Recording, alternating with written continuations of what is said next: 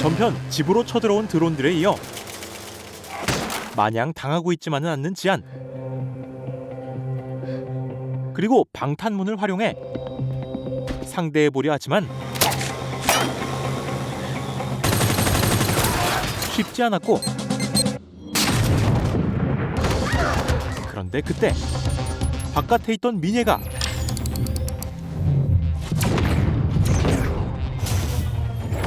드론을 제압해버립니다. 집 안으로 들어온 그녀를 그거 뭐야? 살총? 새 총으로 상대하는데요.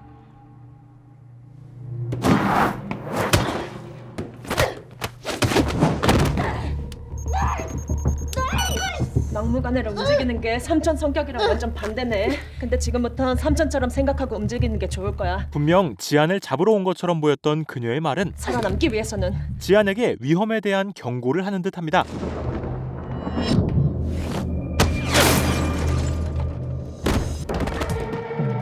그리고 전편에 이어지는 상황. 총을 얻은 지안은 약실 오른쪽에 달린 손잡이 당겨서 총알 넣고 장전만 하면 돼. 민예의 말에 따라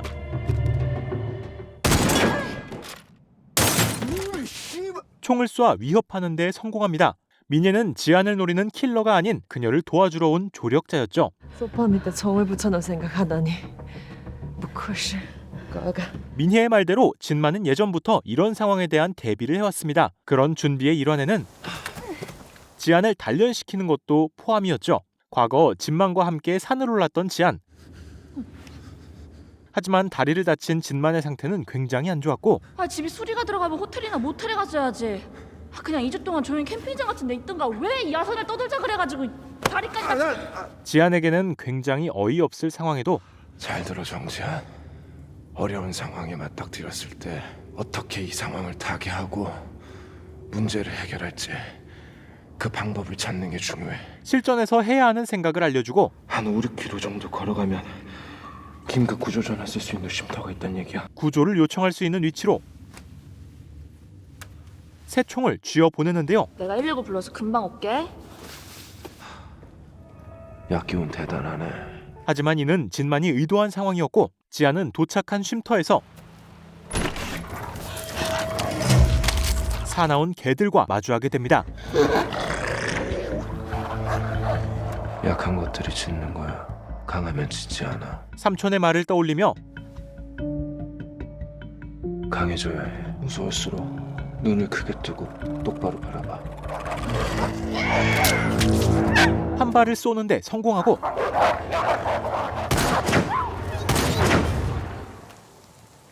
곧 진만이 나타납니다. 그렇게 구해지지만 아무리 생각해도 상황이 이상했는데요. 아니 식은땀 뻘뻘 흘리고 열나더니 아이고 자연에 있으니까 금방 낫더라고. 발목은? 발목은 아프지. 진만은 어떻게든 변명을 하고 진짜 총이 있는데 나한테 새 총을 줬다고? 뭐 이런 개뼈다구 같은 삼촌이 다 있지? 이제 너는 총을 쏠 줄을 모르니까. 잘 들어 정지한. 총 쏘는 방법까지 알려줍니다. 너 스스로를 보호할 수도 있고 동료들의 목숨도 구할 수 있지만 반드시 누군가는 죽을 수밖에 없다는 거 명심해. 그렇게 지안은 무의식 중에 현재와 같은 상황에 대비가 되어 있었죠. 그리고 지안에게는 능력치를 쌓아 올릴 한 가지 사건이 더 있었습니다. 남자친구가 있었던 지안.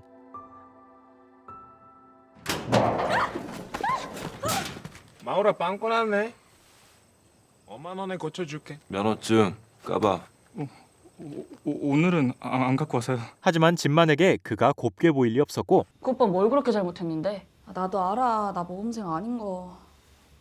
근데 그렇다고 무슨 사고 치는 문제도 아니잖아. 나도 딴 애들처럼 그냥 친구들이랑 어울려서 놀고. 지안은 진만의 제재 없이 자유롭게 다니고 싶었죠. 그러자 그럼 나랑 내기 하나 해. 내기를 하는 진만. 내 얼굴 주먹으로 한 대라도 때리면 독립시켜줄게. 사실 가능할 리 없는 내기지만 느려.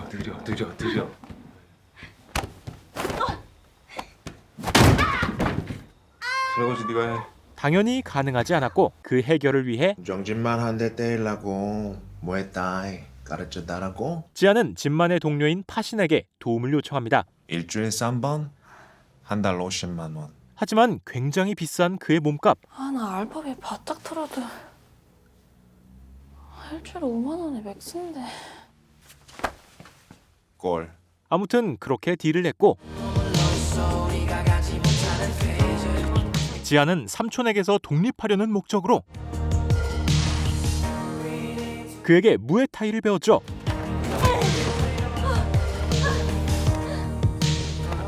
그런데 얼마 뒤 파신 개새끼 내 돈 빌려 뛰었어. 갑자기 돈을 들고 사라진 파신. 우리 완전 망했어. 혹시 여기 정지한 씨 계십니까? 전데요? 지안, you are no more 군벤이. 이제 힘이 생긴 지안에 대한 메모를 남기고 말이죠. 다시 현재 시점. 아직 위험한 상황에서 창고 안 삼촌이 작업하던 그 바닥에 머더 헬프로 들어가는 문이 있어. 일단 네가 거기 들어갈 때까지 안전하게 내가 지켜줄 거야. 삼촌하고 약속했어.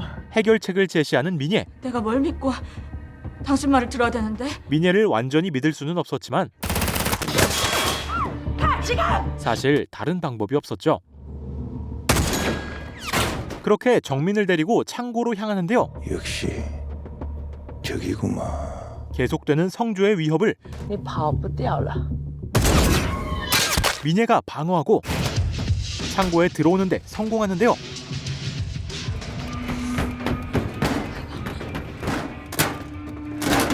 더 안으로 들어가기 위해선 비밀번호를 맞춰야 하는 상황.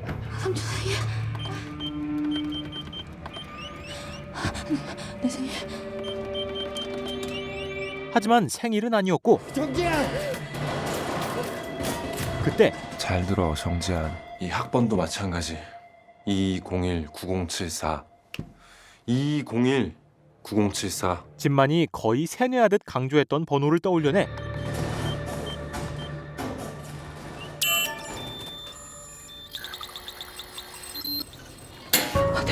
안으로 들어가는데 성공합니다.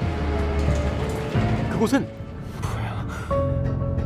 진짜로 있었어. 진만의 쇼핑몰에서 팔던 무기들이 그대로 있었죠. 그런데 안녕 정지한. 그곳에 있는 누군가 난 브라더야. 손에 채워. 배종민 손에. 브라더는 정민의 손에 수갑을 채우라 말하는데요. 하지만 지안의 레벨은